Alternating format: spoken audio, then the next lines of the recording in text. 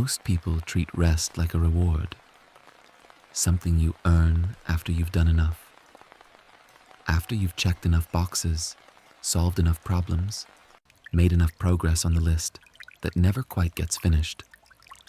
Rest is what happens after the work is done, after the responsibilities are handled, after you've justified it sufficiently. But the ancient Buddhist masters had a different understanding, one that took centuries of quiet observation to arrive at, and that most of us spend our entire lives without encountering. They said that rest is not a reward.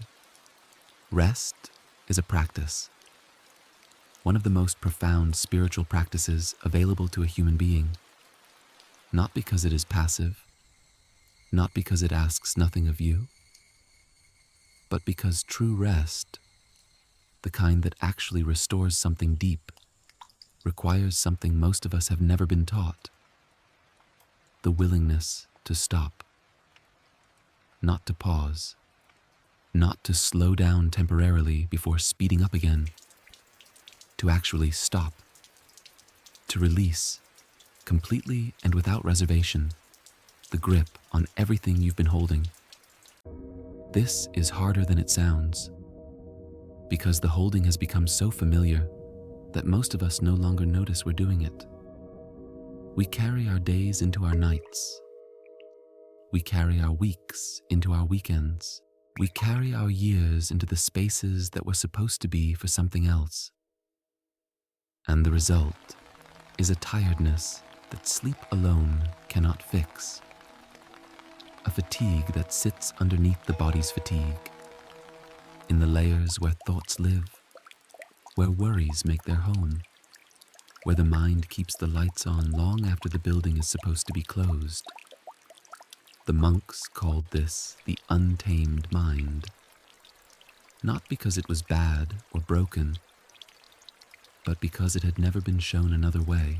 It had learned to run, and no one had ever given it permission to stop running.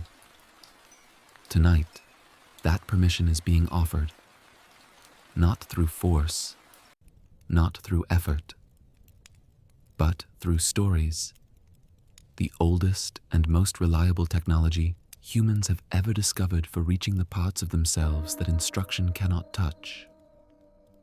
11 stories, each one a different door into the same room. A room where the mind finally stops needing to be anywhere other than where it is, where the body remembers what it has always known how to do. Make yourself comfortable now.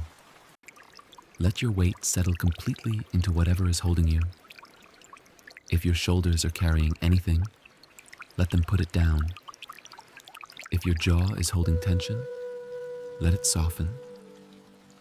Take one breath, slowly, without effort.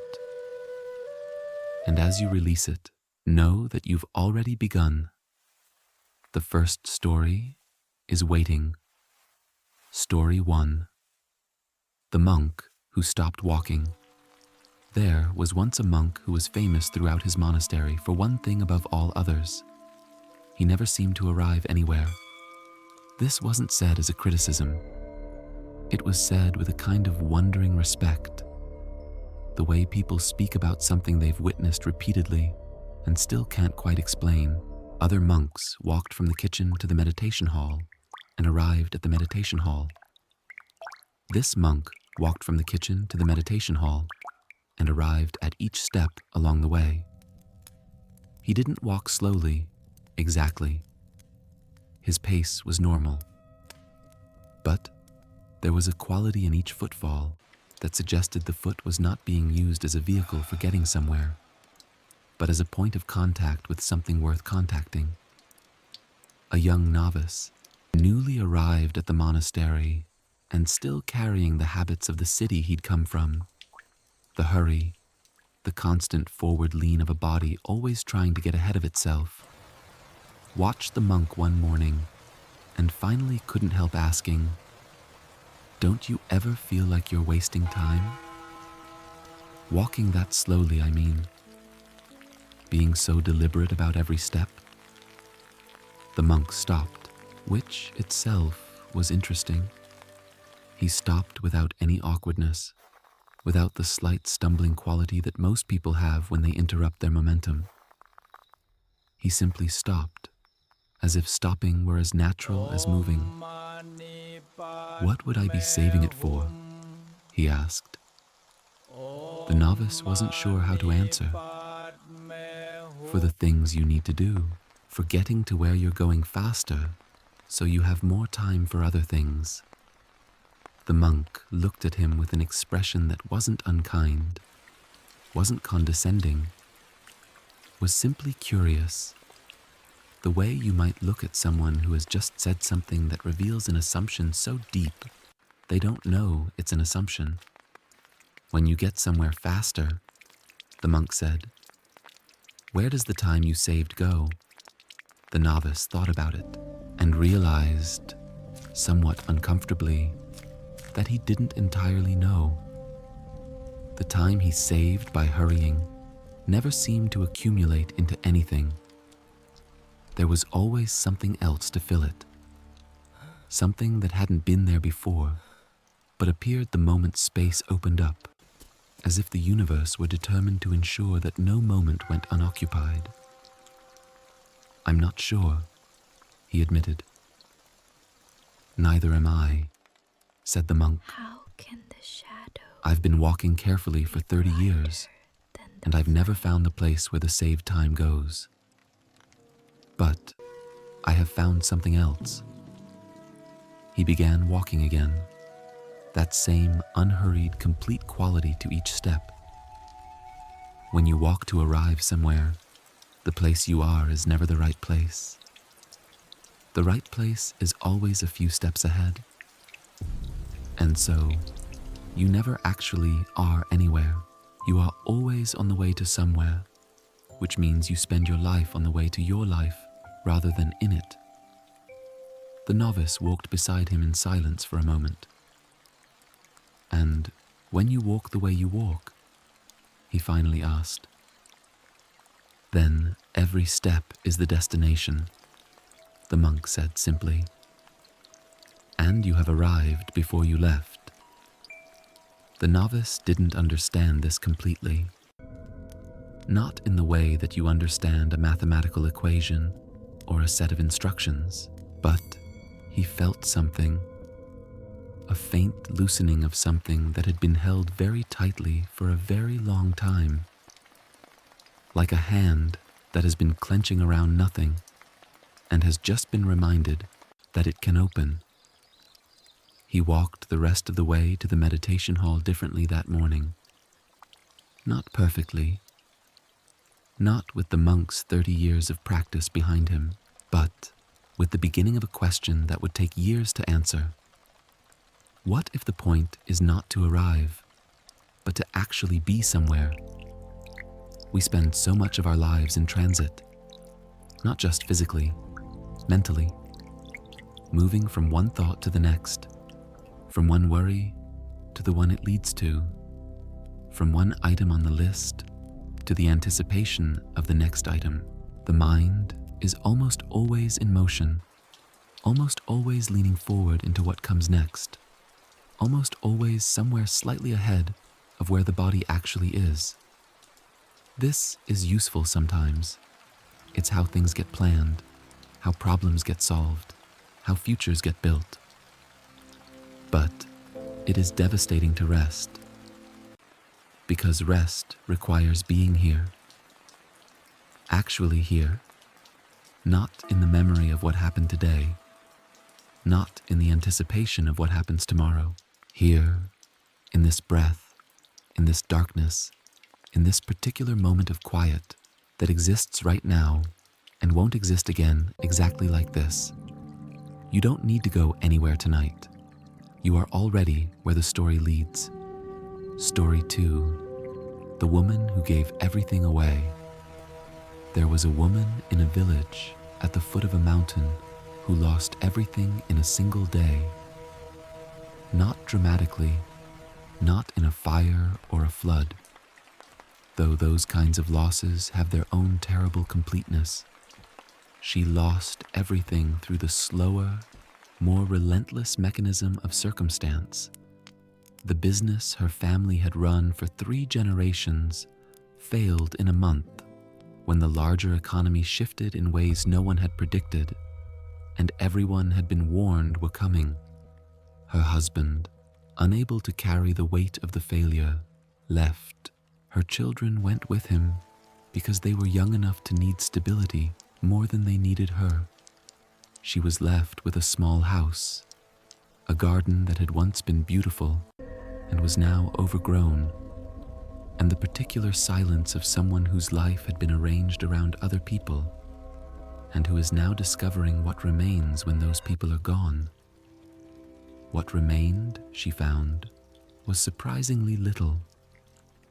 Or perhaps it was more accurate to say, what remained was surprisingly quiet.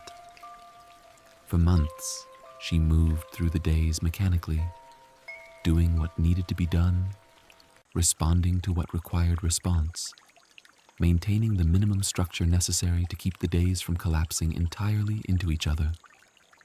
She slept badly. She ate without tasting. She talked when she had to, and was silent when she could be. And then, one morning she woke up, and, for no reason she could identify, began to give things away. It started with the furniture, a table that had belonged to her mother. She gave it to a neighbor who had always admired it. A collection of books she had been keeping against the possibility of someday having time to read them. She brought them to the village school. Clothes, kitchen things, objects that had sat in corners for years performing the function of objects that sit in corners. All of it, steadily, to whoever might want it. People assumed she was preparing to move. She let them assume. But she wasn't preparing to move. She didn't know what she was preparing for. She only knew that each thing she gave away made the house quieter. And the quieter the house became, the easier it was to breathe. When she had given away almost everything, she had very little left. A bed, a few clothes, a kettle, the garden outside, which she had begun to tend again, not to restore it to what it had been, but to see what it wanted to be on its own, without her managing it into a shape it hadn't chosen. A woman from the village who had known her for years came to visit, and was alarmed by what she found. "Are you all right?" she asked, looking around at the near-empty rooms. "It looks like you've been robbed." "I've been freed," said the woman, and then, because she saw the alarm in her friend's face, she tried to explain. "Everything I gave away, I had been holding it. And holding takes effort, even when you don't realize you're making the effort. I was using energy I didn't know I was using just to maintain the idea of myself that all those things represented. When I let them go, that energy came back." She paused. "I haven't felt this rested in years. And I haven't slept differently. Haven't changed my routine. I just stopped holding." Her friend looked around the room and tried to understand. She didn't, entirely. Not that day. Not for several more years. But she remembered the conversation. And on the nights when sleep wouldn't come, she sometimes tried to identify what she was holding that she could put down. Not furniture and books and kitchen things, but the subtler objects. The version of herself she was trying to maintain. The image of how things should be. The grip on outcomes that weren't hers to control. And sometimes, just the noticing was enough for something to loosen. And sometimes the loosening was enough for sleep to come. You are holding something right now. You may not be able to name it exactly. Most of what we hold doesn't have a clear name. It's more like a quality of tension, a background effort, a grip that has been there so long it has become part of what you think of as normal. But it is possible, in this moment, to experiment with loosening it, not forcing yourself to let go. Forcing is itself a form of holding, but simply allowing the possibility that some of what you're gripping doesn't need to be gripped tonight.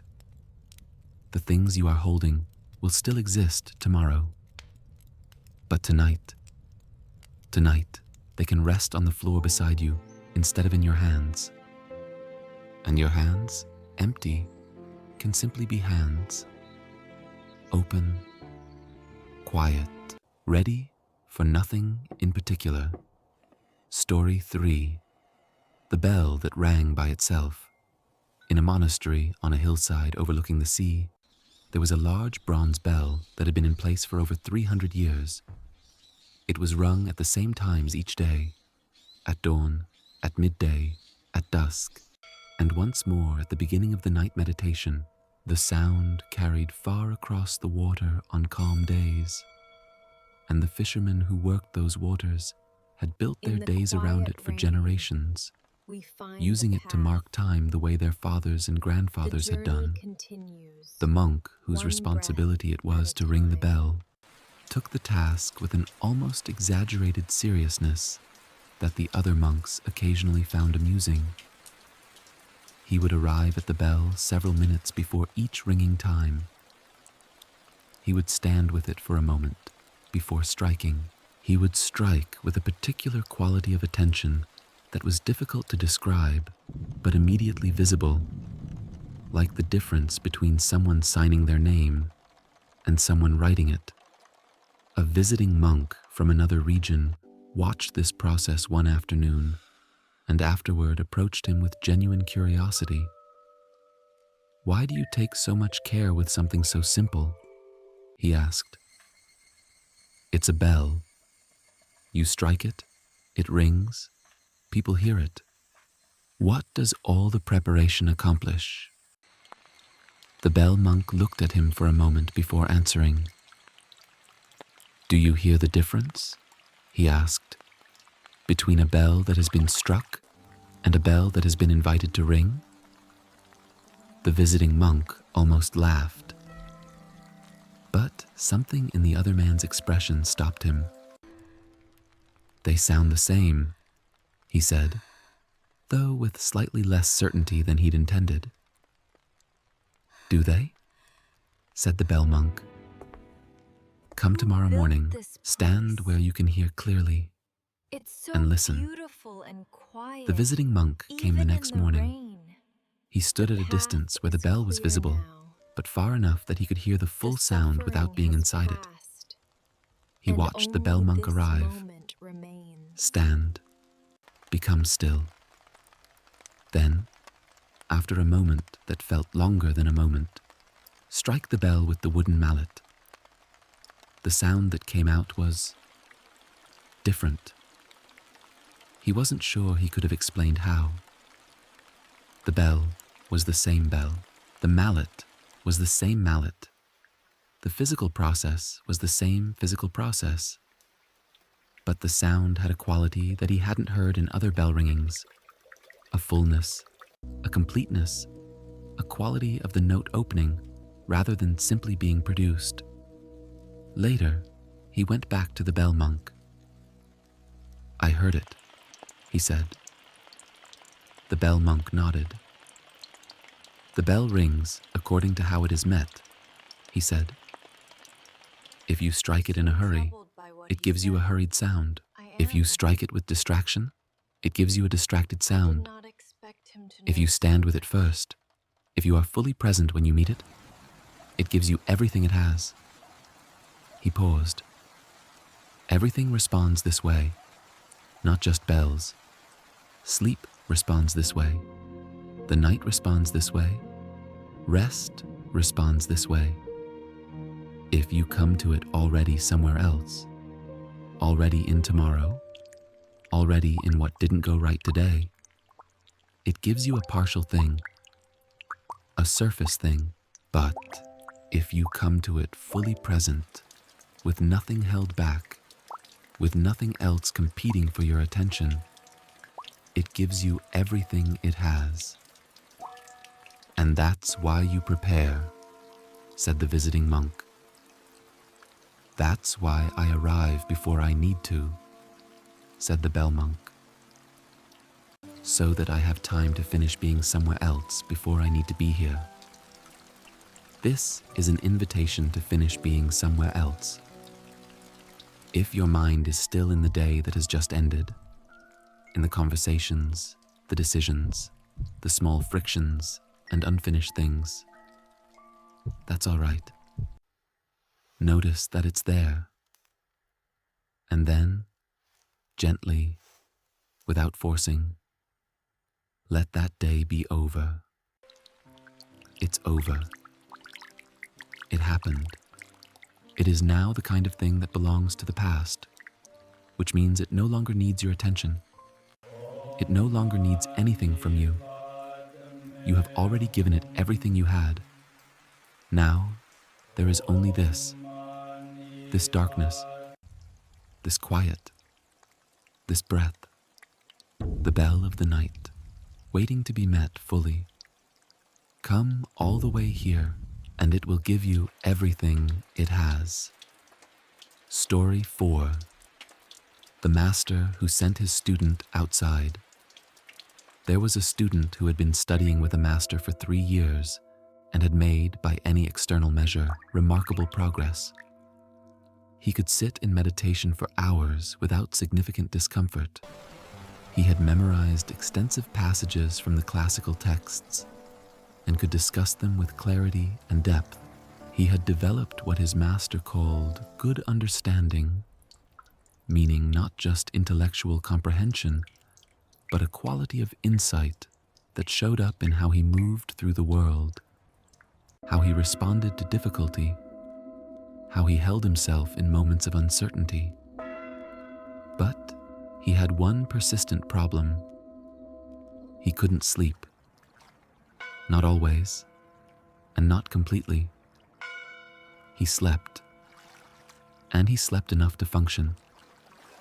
But there was a quality of incompleteness to his sleep that had followed him for years. He would fall asleep and then rise several times through the night, his mind active and alert, as if a part of him were constantly monitoring for something that needed his attention.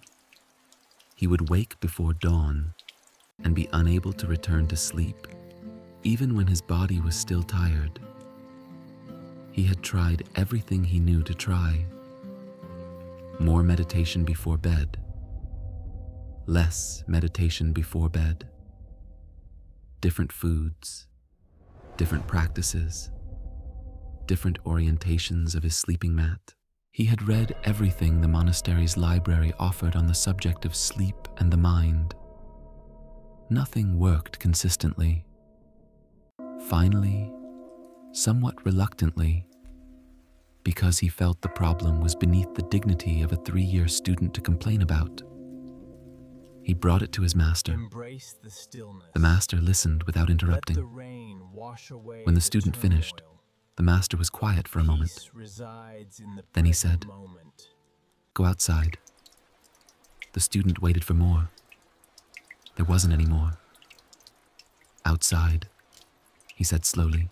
"You mean now?" "Now," said the master. "Sit outside. Not to meditate, not to practice anything, not to accomplish anything, just to be outside. Embrace the stillness. Come back in an hour." The sound The of student went rain outside. is the sound of He sat in the present garden in the moment. early evening, somewhat bewildered, Let it wash aware away. that he had expected something more elaborate. A teaching, a practice, a reframing of his understanding of sleep. Instead, he was sitting in a garden being told not to do anything. He almost immediately began to do something. He noticed his mind looking for something to work on, looking for something to observe and The mist analyze clears, and make progress on. and the path is This was, revealed. he realized with a mild shock, A what his new mind day did constantly. begins. Even in meditation, he had been practicing, progressing, deepening, achieving something. His mind had learned to turn every experience into an occasion for practice, and every practice into an occasion for progress. And progress. He sat with this recognition for a long moment, required not being finished, required there still being somewhere to go, required a kind of low-grade dissatisfaction Listen with where you closely currently to were. the silence within the sound. He had been so busy making progress toward A rest timeless that he had never calm actually descends rested. with the rain. He sat with this in the garden as the light changed and the evening birds began their routines and the air cooled around him. And slowly, with no particular intention, something began to change. Not in his thoughts. His thoughts kept moving, True stillness but is in not his the relationship absence to of his movement, thoughts. They but moved the way fullness leaves of the moved in the present light wind, moment, real, like mist present, rising from the water. but not demanding, not requiring him to follow them or solve them or make them into something. When he came back inside, the master looked at him once. The "What did you path find?" is clear the master when the asked. mind is still. "I found that I don't know how to not practice," You already the student know said. the way.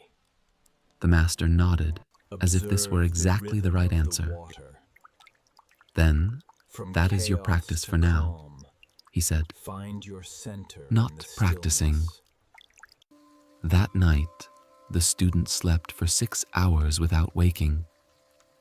Not because he had solved anything, but because he had for 1 hour in a In garden this quiet simply been in a place stillness, without needing the place the to give him bamboo anything, marks the passage of time, and some part of his nervous system, accompanied tightly by the wound for gentle years around the rain. project of improvement, had briefly, gratefully let go.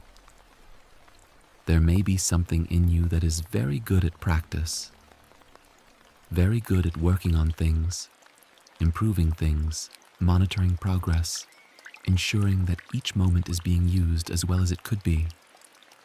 This is a valuable quality. It has probably taken you far, but it is not what tonight is asking for. Tonight is the garden. Tonight is the hour of sitting outside with no agenda, no achievement available, no progress to measure. Tonight, the only thing being asked is that you be here, not working toward rest, not practicing relaxation, not monitoring how close to sleep you are. Just here. Just this, just the simple, sufficient fact of being a body in the dark that is allowed for these hours to stop performing. Story 5. The Old Fisherman's Secret. On an island off the northern coast, there was a fisherman who had been fishing the same waters for over 50 years. He was known among the younger fishermen not primarily for his catch, though his catch was consistently good, but for the quality of his silence. When they went out together on the water, the young men talked, planned, joked, complained, speculated about where the fish were and how many they might bring in. The old fisherman sat in his part of the boat and was quiet. Not unfriendly quiet, not withdrawn quiet, present quiet, the kind that makes you aware that the person is more fully in the experience than you are, even though they appear to be doing less. One of the younger fishermen, who had been going out with him for several seasons and had become something like his apprentice, finally asked about it directly. "How do you do it?" he asked. "Stay so still? Not just your body, your mind. I can tell your mind is still too. How do you do that out here, on the water, waiting?" The old fisherman looked at him for a long time before answering. When did you decide that waiting was different from doing? He asked. The young man didn't understand. Waiting is what you do when you're not doing anything, he said. When you're between the things that matter. The old fisherman looked out at the water. I've been fishing these waters for 50 years, and I can tell you that the fish don't make a distinction between my waiting and my doing. To the fish, it's all one continuous thing. The preparation, the travel out, the sitting on the water, the throwing of the net, the drawing it in, the travel back. One thing. But surely some of it is more important than the rest, said the young man. More productive, perhaps, but not more important. The old fisherman trailed one hand in the water. The water doesn't know when I'm working and when I'm waiting. The water doesn't change its nature based on whether I'm doing something or not. The water is just the water, all the time. He looked at the young man. When you learn to be just yourself, all the time, not the working version, and the waiting version, and the relaxing version, and the performing version, but just yourself, continuous, without gaps, then the waiting becomes as full as the doing, and the resting becomes as full as the working. And you stop losing half your life to the feeling that you should be doing something other than what you're doing. The young man thought about this for the rest of that day on the water. He didn't achieve it. He continued to feel the difference between doing and waiting, between working and resting, between the parts that felt important and the parts that felt like gaps between the parts that were important. But he began to notice the division. And noticing a division is the first step toward no longer being divided. Years later, he became the kind of fisherman that younger men watched and wondered about. The kind that is simply there, on the water, in the boat, in the waiting and the doing and the rest in between, without the gap between working and resting, between doing and being. This gap is where most of the suffering lives. The rain falls The sense evenly that on what the you're doing right tiles, now just as the is a path gap between the unfolds things that before matter. us. That rest Patience, is my time student, between is productive the key activities, to understanding. rather than something with its own completeness, its own value, its own full presence. What would it be like if tonight were not a gap? If sleep were not the pause between the days, but a complete thing in itself, as full and as whole as anything you do while awake? The fisherman on the water the same, whether he works or waits. You are the same, whether you are awake or asleep. The rest is not absence, it is presence of a different kind. Let it be as full as everything else. Story 6. The Candle and the Darkness. There was a tradition in certain mountain monasteries of sitting with a single candle on the darkest nights of winter. Not for warmth. The candle was too small for that. Not for reading. The light was too dim. Simply sitting with the candle, watching it, being present with it as it burned. A young monk who had joined the monastery in autumn experienced his first deep winter there and found the tradition strange. He had been raised to think of darkness as something to be overcome, illuminated, pushed back. The idea of sitting with a single inadequate candle when there were better light sources available seemed almost willfully primitive. He brought this discomfort to an older monk who had observed the tradition for decades. "Why don't we use more light?" he asked. "On nights like this, we could have proper lamps. We could read, study, make better use of the time." The older monk looked at him with a kind of patient interest, the look of someone who has heard this question before and finds it genuinely worth engaging with. "What do you see when you look at the candle?" he asked. The young monk looked. A small flame, orange and yellow, moving slightly even without a perceptible draft. Flames never truly stay still. They are always in subtle motion, always slightly dancing, even in a closed room on a windless night. "A flame," he said. "What else?" He looked more carefully. Around the flame, a small circle of warm light. The objects within that circle visible. The table, his own hands, the older monk's face. And beyond the circle, darkness, not threatening darkness, not the absence of something that should be there, but simply the natural state of a space without light.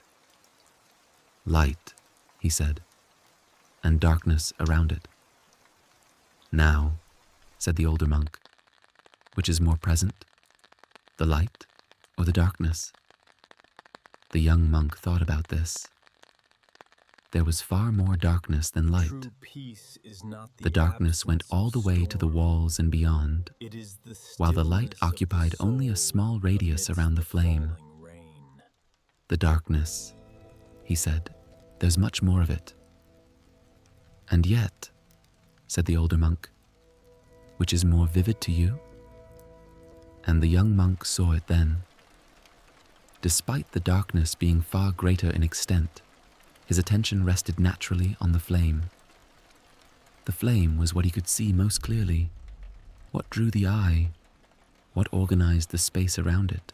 The darkness wasn't diminished by being more extensive, but the light wasn't diminished by being smaller.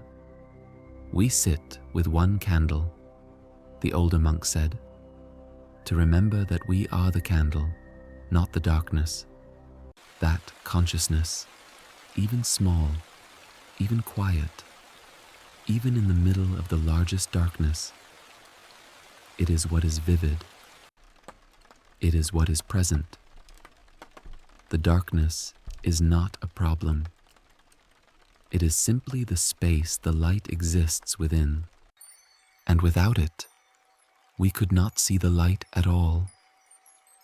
The young monk sat with the candle for the rest of that evening, and found, to his surprise, that the darkness that had seemed oppressive when he entered the room had become, over the course of the sitting, something else entirely.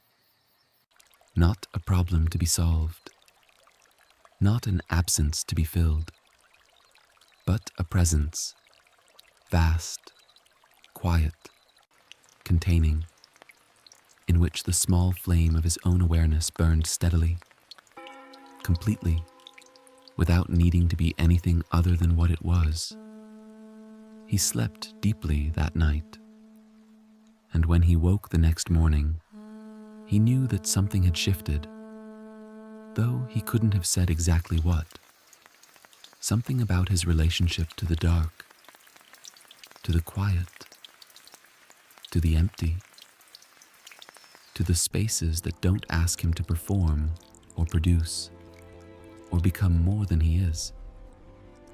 He had learned, in the course of one winter evening, to rest in the dark rather than against it. The darkness of this night is not a problem. It is the space in which you exist right now, vast, quiet, complete. And you, small as a candle flame, present as a candle flame, are vivid within it. You don't need to fill this darkness with thought or plan or review. You can simply burn, quietly, steadily, without needing to illuminate anything in particular. The flame doesn't struggle to be a flame. You don't need to struggle to be here. Story 7. The abbot's afternoon. The abbot of a large monastery was known for many things: his wisdom, his fairness, the remarkable orderliness of a community of over 100 monks that he oversaw with what appeared to be minimal effort. But the thing the younger monks found most mystifying about him was his afternoon. Every day, without exception, between the midday meal and the beginning of the afternoon's work period, the abbot disappeared for 1 hour. He didn't announce where he was going. He left no instructions about what to do if something needed his attention. He simply was not available. The monks speculated. Some thought he spent the hour in private meditation. Others thought he was meeting secretly with advisors from outside the monastery. One or two of the more imaginative younger monks had theories involving dreams and spiritual dimensions that no one took very seriously. Finally, a senior monk who had known the abbot for decades decided to simply ask, "Where do you go in the afternoons?" The abbot looked at him with the faint amusement he reserved for questions that had obvious answers. "Nowhere," he said. "You're in your room?" "No." "In the garden?" "Sometimes, but not always." The senior monk waited. "I go to wherever I happen to be," the abbot said finally, "and I do nothing. For 1 hour, I am not the abbot. I am not responsible for anything. I am not making any decisions or forming any opinions or processing any information. I am simply a person in a place for an hour, without agenda. Every day for 30 years. The senior monk was quiet for a moment. "And you believe this is a good use of an hour, when there is always so much that needs doing?" "I believe," said the abbot, "that it is why there is not more that needs doing." He paused. "A bow that is never unstrung eventually loses its tension and becomes useless. A knife that is never rested eventually becomes brittle. And an abbot who is always the abbot, who never, for a single hour in the day, puts down the abbot and is simply a person, eventually makes the kind of decisions that only someone who has forgotten what it is to be human would make." He looked at the senior monk with an expression that was both kind and direct. The hour of doing nothing is not rest from work. It is the practice that makes the work possible. Without it, I would be working from whatever remains after everything has been taken. With it, I work from something that replenishes. The senior monk began his own hour the next day. He didn't do it perfectly. The mind, trained for decades in the direction of usefulness, kept suggesting things that could be usefully done with the time. But he kept returning to nothing, to simply being somewhere without requiring the somewhere to give him anything. And he noticed within a few weeks that the hours that followed were different, cleaner somehow, more spacious, as if by creating 1 hour of genuine emptiness each day, he had made room for everything else to breathe. This is your hour. Not because you've earned it. Not because you've finished everything that needed to be done. That list doesn't finish. Not because conditions are perfect for rest. They never are. But because you are a person, and persons need this.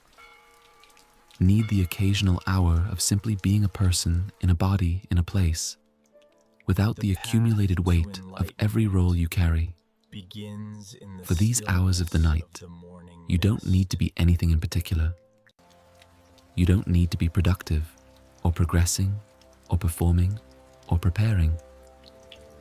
You can be, for now, simply the animal that you are, beneath all the roles, warm, breathing, alive in the dark.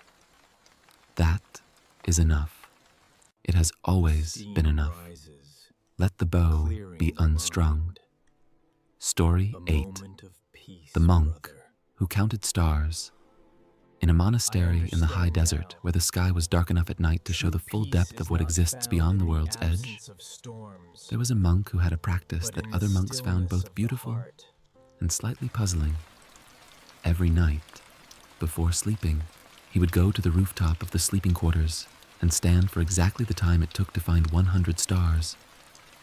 Not the brightest stars, not the most interesting stars, just stars. Any stars. He would find one, acknowledge it silently, In the and move to stillness the of next. night, 100. ancient stones Then remember he would go the to sleep. steps of those The who practice had seek begun, he said, peace. when he was a young monk unable to sleep due to anxiety about a difficult situation in his life. A teacher had told him to count stars until the anxiety was gone. But the anxiety didn't go while I was counting, he explained to a younger monk who asked. I counted 100 stars, and I still had the anxiety. So, I went to sleep, anxious. Then why do you still do it? The younger monk asked.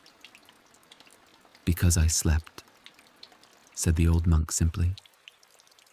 The younger monk waited for more.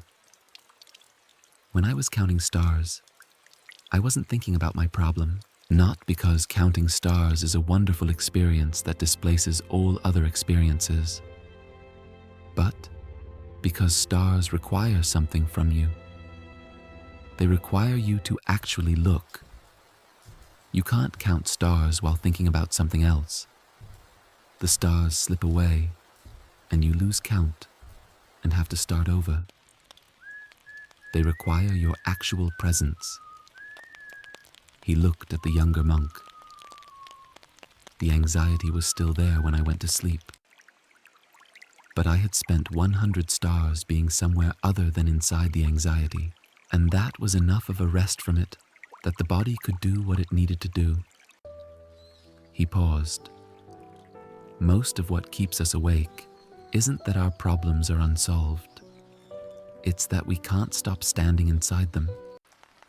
Even for a moment, we can't find 100 stars.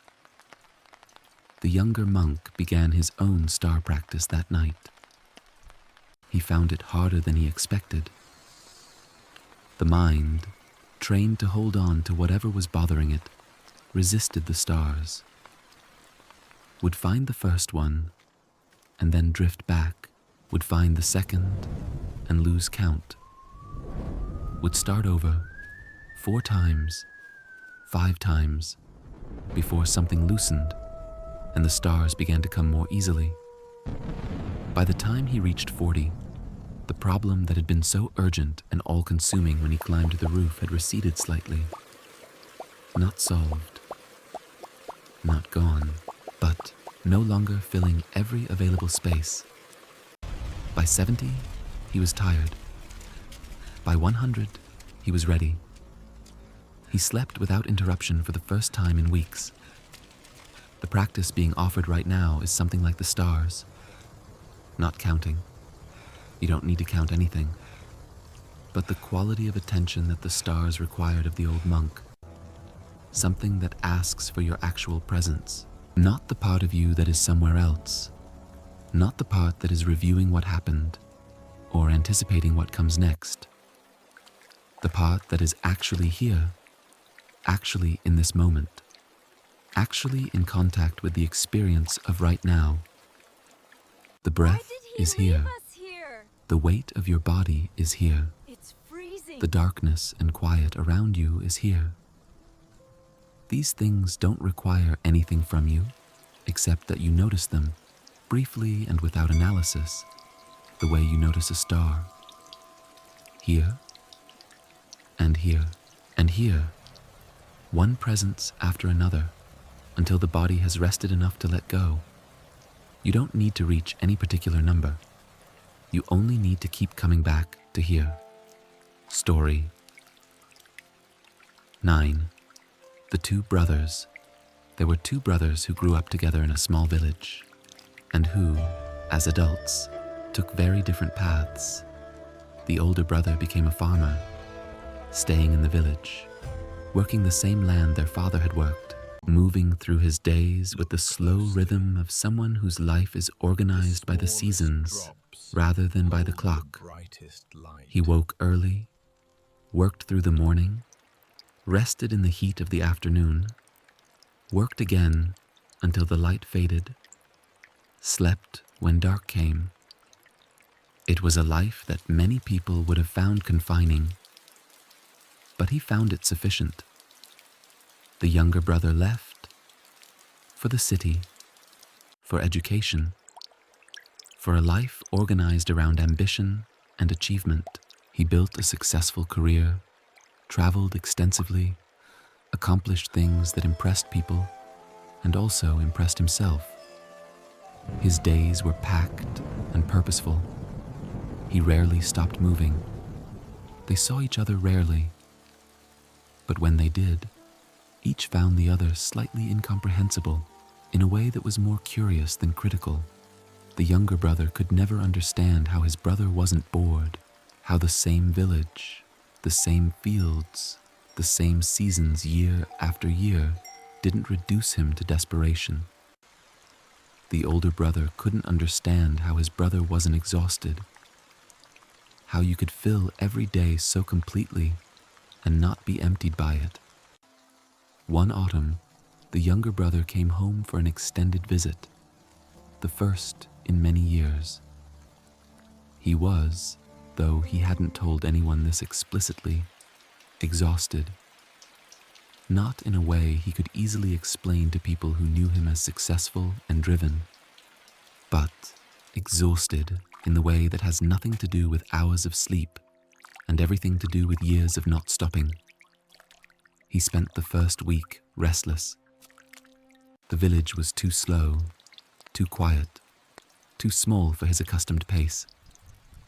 He found reasons to be busy, helping with the farm, going into town, filling the hours the way he had filled every hour for 20 years. But his brother, who noticed things because his life had given him many years of practice in noticing things, simply watched and waited. In the second week, something shifted. The younger brother stopped creating reasons to be busy, not because he decided to, because he ran out of ways to justify it. And in the space that opened, something unexpected happened. He began to notice things. The way the light changed on the fields through the day, the sound of the wind through the dry corn, the quality of silence in the early morning before the birds began, the smell of the earth after rain, things that had been there his entire life and that he had never noticed because he had never been slow enough to let them arrive. He sat with his brother one evening on the step in front of the house and didn't say anything for almost an hour. His brother sat with him and also didn't say anything. When they finally went inside, the younger brother said, "I don't know how you stand it, but I think I'm beginning to understand why you can." "What do you mean?" his brother asked. "It fills you," said the younger brother slowly, as if the thought were arriving as he spoke it. "Being here, being slow enough for it to fill you. I've been emptying for 20 years and not noticing because I was moving too fast to feel it. But here, slow enough to feel, I noticed how much was missing." He went home a week later, but he went home different, not slower.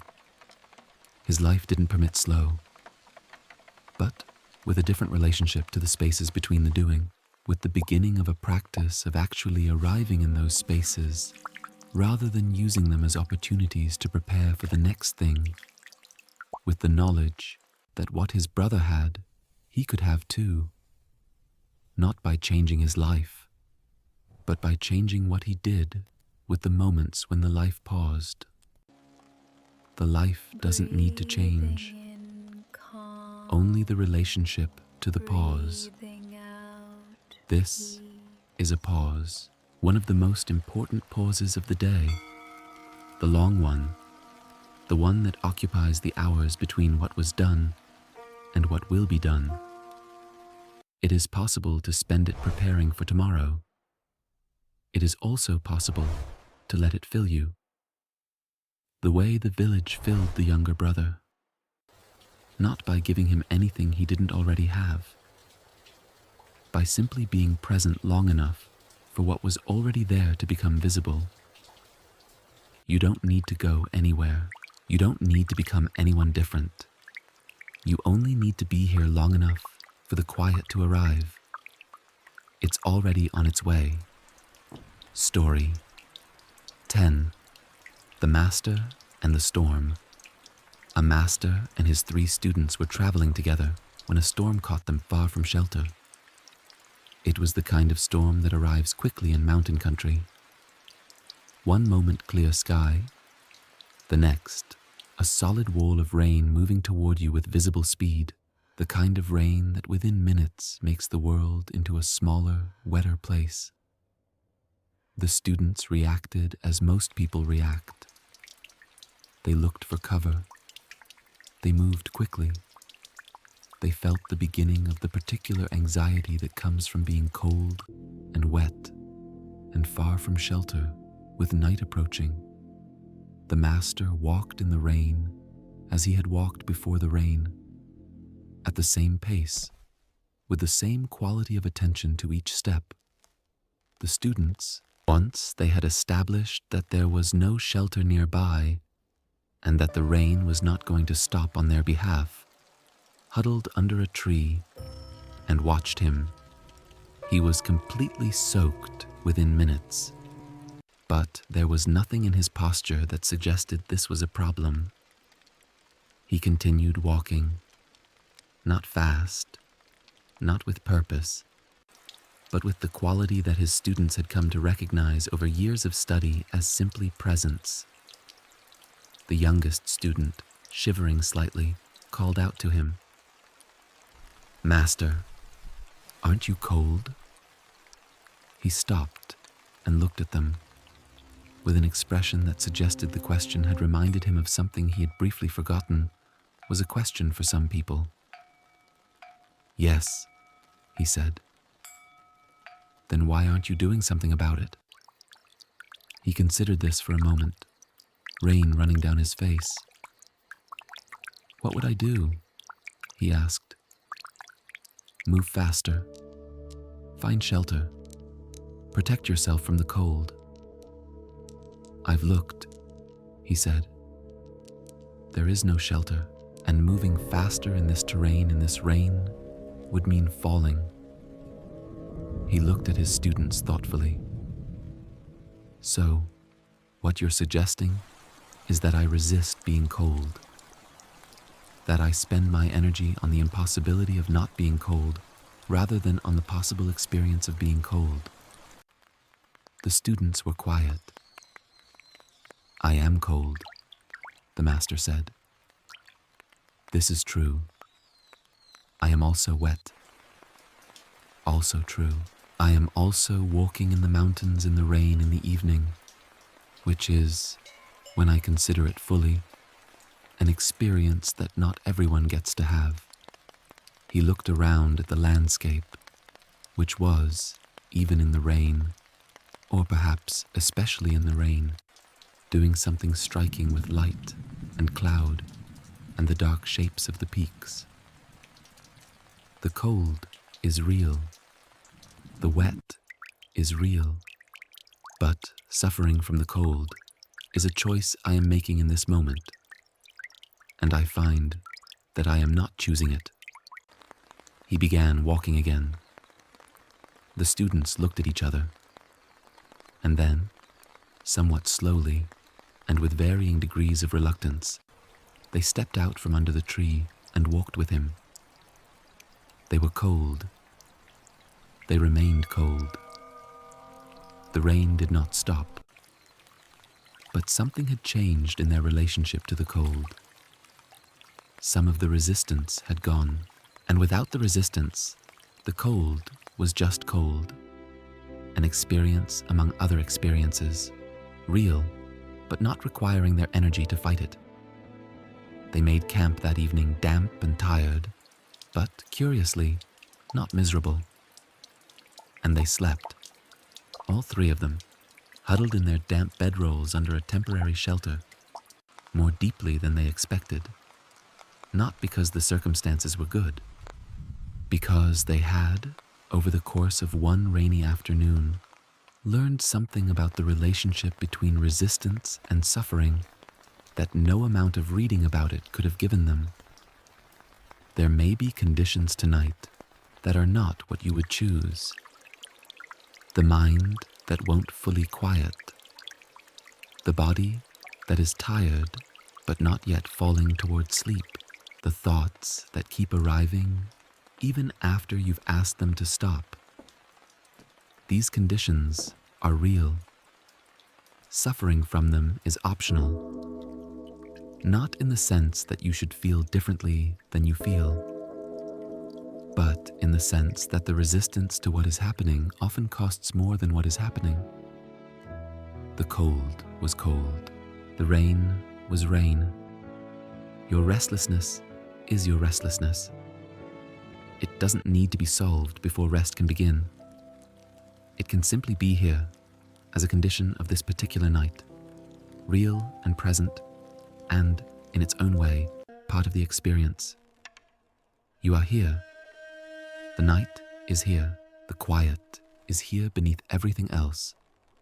Rest is here too, closer than it seems. Story 11. The final story. What the monk kept. There was a monk, old now, who had been asked to speak at a gathering of people from many different traditions, scholars, practitioners, teachers, seekers of various kinds. He had been given 20 minutes. He used 5. He stood before the assembled group and said, "I have been practicing for 60 years. I have lived in monasteries and in the world. I have studied texts in 3 languages and sat with teachers I believe were genuinely wise. And I have arrived, after all of this, at one understanding that seems to be worth passing on." He paused. You cannot get to rest. You can only stop leaving it. He sat down. The organizers, somewhat alarmed, asked if he wanted to continue. "That's everything," he said.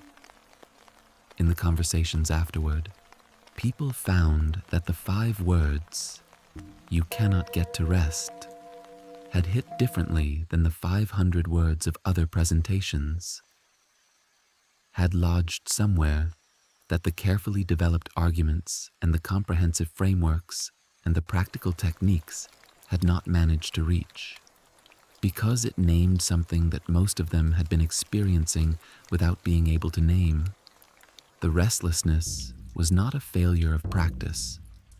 It was not the absence of enough effort, enough technique, enough understanding.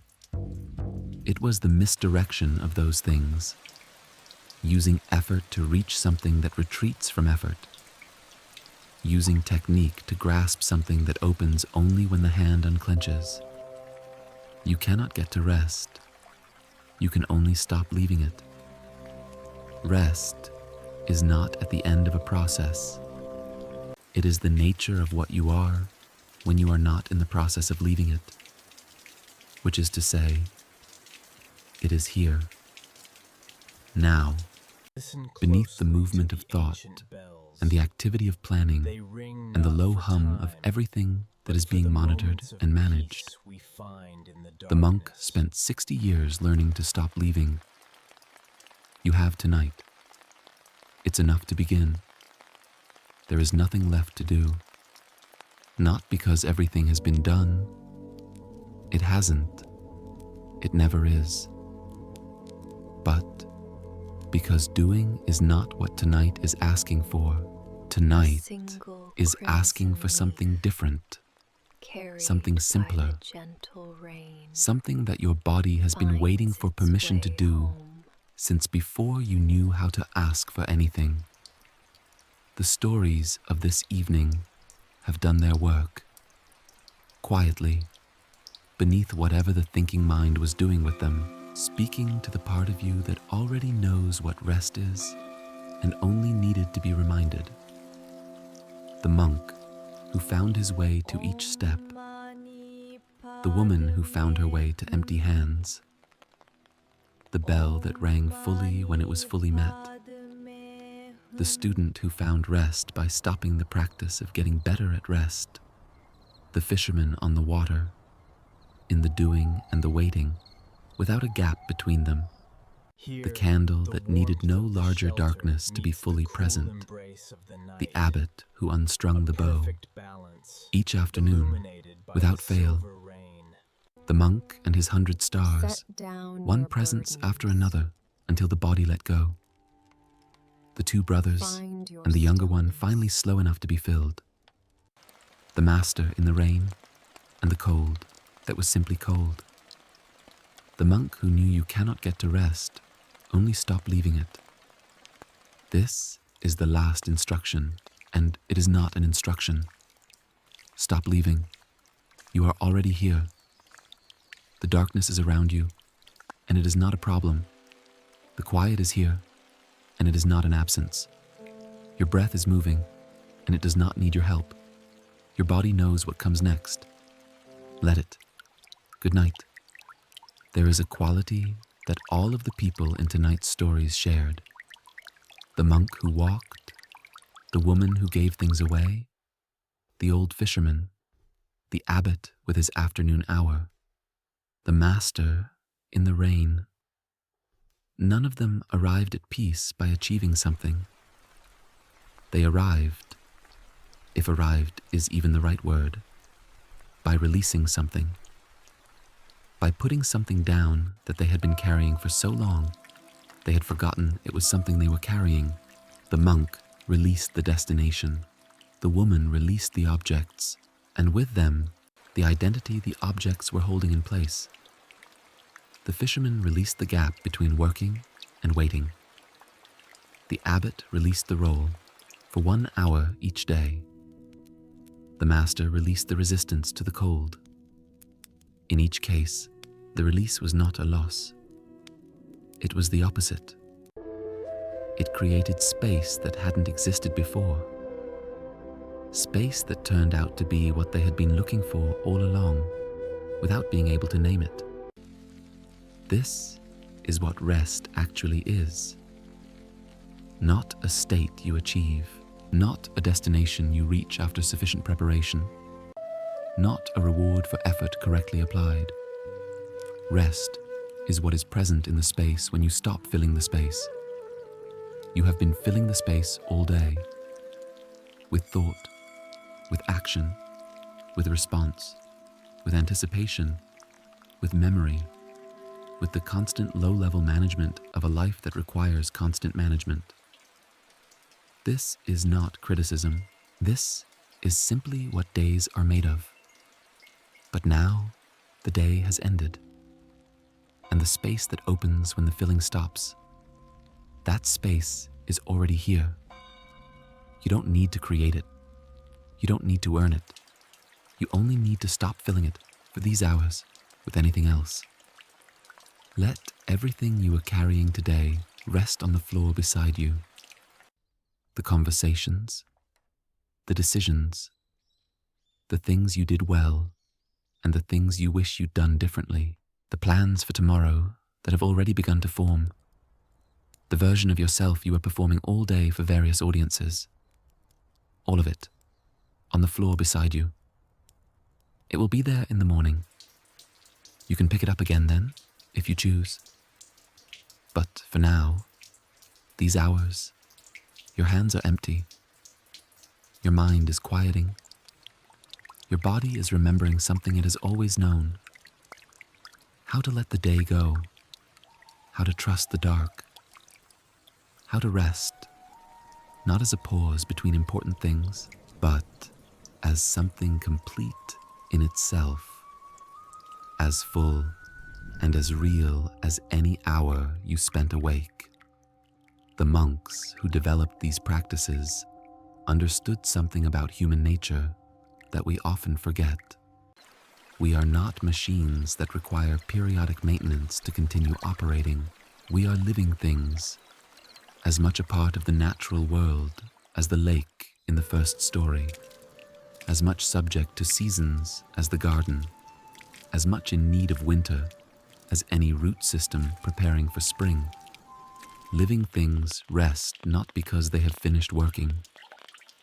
They rest because rest is part of what it is to be alive, because growth requires recovery, because the depth of the lake requires the stillness of the depths, even as the surface moves. You are a living thing. This is not a flaw. This is not a limitation. This is the very nature of what you are, seasonal, cyclical, as much constituted by your resting as by your doing.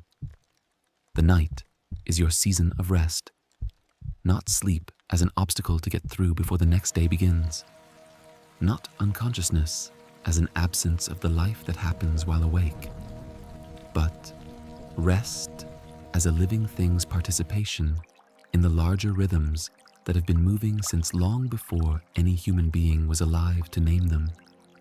You are part of those rhythms. You have always been part of those rhythms.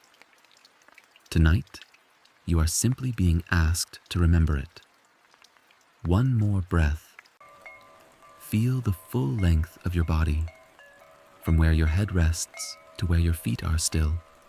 The entire length of this body that has carried you through another day, that has done everything asked of it, that is now asking simply to be allowed to do what it was built to do. Feel the ground beneath you, or the mattress, the cushion, whatever holds you, solid and present and requiring nothing from you except that you let it hold. Let it hold. You don't need to hold yourself up right now. Something else is doing that.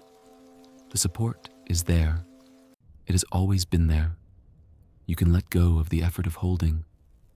And in the letting go, in that particular quality of release that happens when you finally trust that the ground will not give way, the rest that has been waiting beneath everything else rises up to meet you.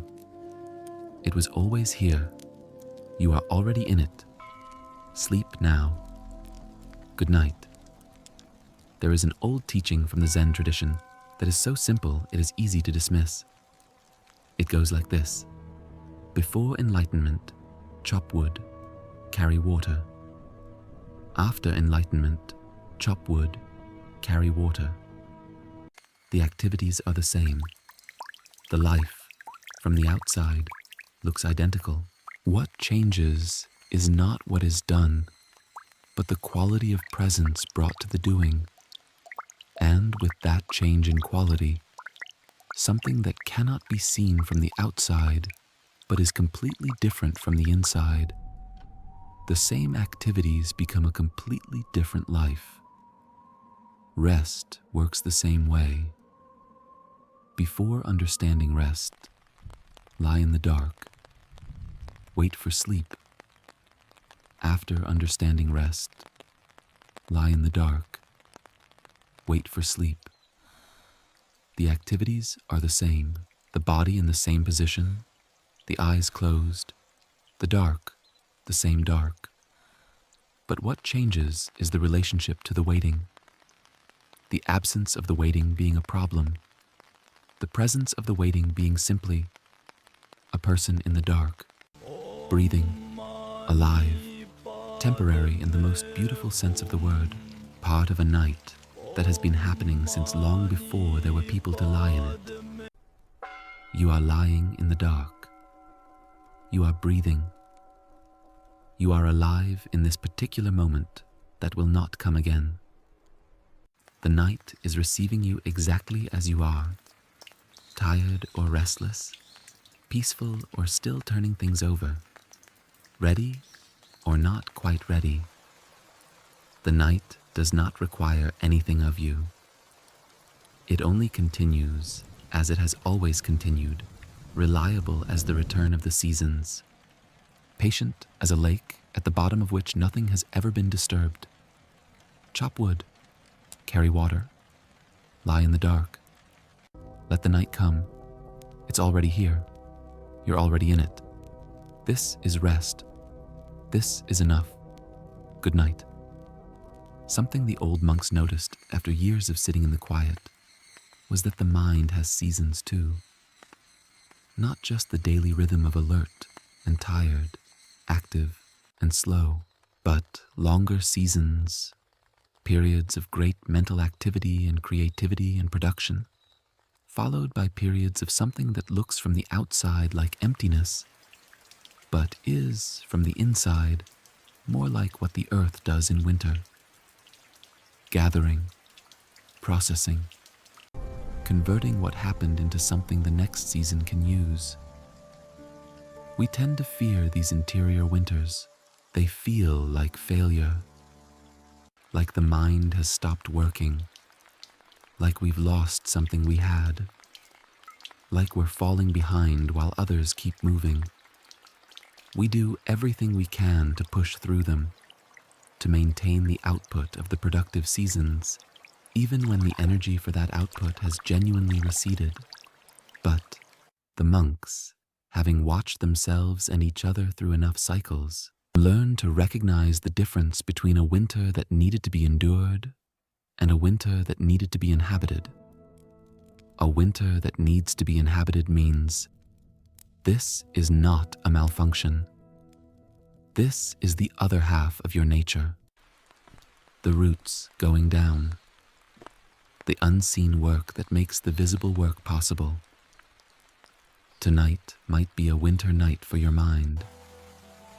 Not because anything is wrong, but because the day was long and the mind has moved through a great deal of territory, and now it needs the same thing that any traveler needs after a long journey through difficult terrain. Not more movement. Rest. The deep kind. The kind that doesn't ask your permission, or your analysis, or your approval. The kind that simply arrives when you stop standing in its way. You've been moving all day. The terrain behind you is significant. And now the journey pauses, and the mind can do what the winter earth does. Gather, process, prepare, in the dark and the quiet, for whatever spring is coming. There is nothing more to do tonight. Not one more thought that needs to be thought. Not one more plan that needs to be made. Not one more moment of the day that needs to be reviewed or revised or reconsidered. The day has been received. Whatever happened, happened. Whatever didn't, didn't.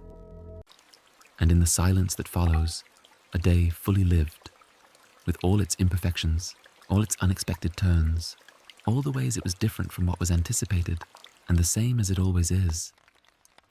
In that silence, something that cannot be manufactured or earned or practiced into existence simply arises. The end of holding, the beginning of being held. You have been holding all day. Your thoughts, your plans, your version of yourself, your grip on how things are supposed to go. Now something else holds you. The dark holds you. The quiet holds you.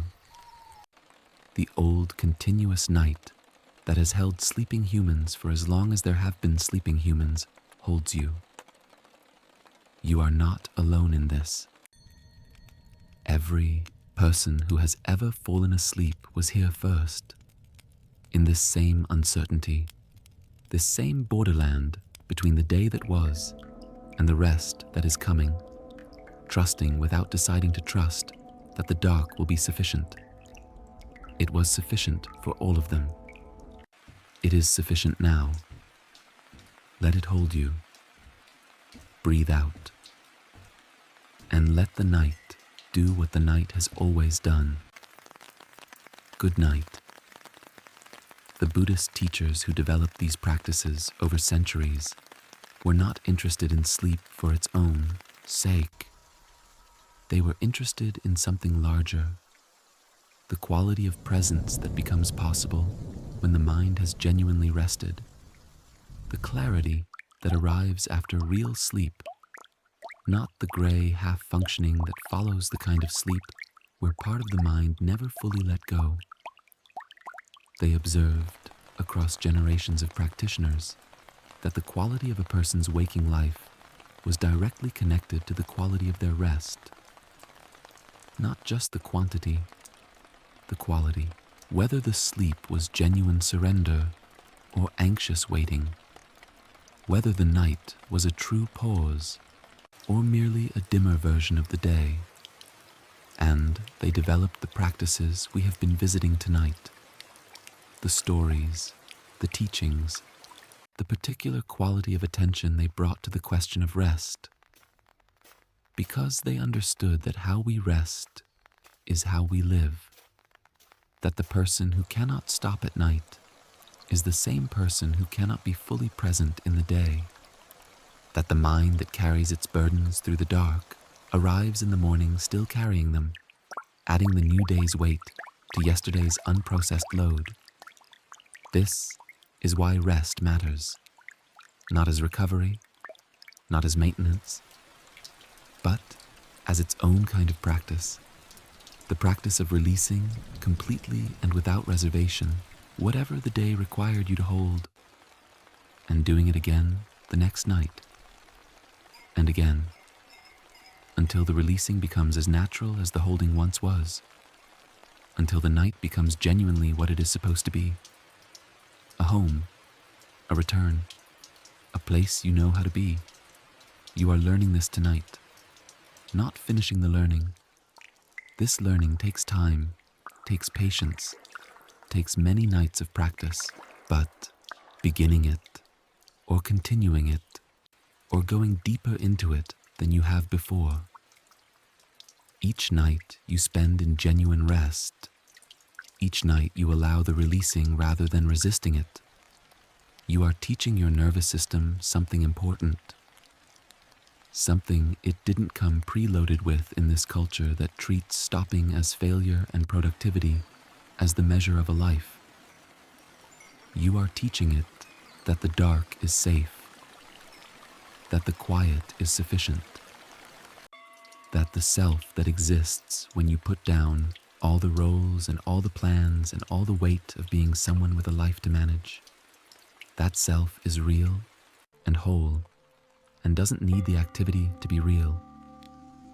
This is the teaching the monks lived by, not spoken, not written, not passed on in texts, lived in the quality of their sleep, in the genuineness of their rest, in the way they arrived at each morning from somewhere deep and quiet, rather than from somewhere still tangled in the day before. You can arrive that way too. Tonight is practice. Tonight is the beginning of arriving. Feel your breath one more time, not to control it, not to deepen it deliberately, but simply to notice that it is there, that it has been there through every story, every bridge between stories, every moment of this long evening. Your breath didn't need your help. It never does. This is what the teachers were pointing at with all their stories and their lake metaphors and their falling leaves and their bells. The part of you that breathes without being asked. That keeps the heart beating without supervision. That knows, without being told, how to move through the dark hours and emerge on the other side, ready for whatever comes next. That part is not asleep. That part is never asleep. It is the deepest water in the lake, completely still, completely there, doing what it has always done while the surface moves, and the stones come and go. You can trust it tonight. You can put down the management of yourself and let the deepest part do what it knows how to do. You are safe. The night is holding you. The breath is moving. The deep water is still. Rest now. Good night.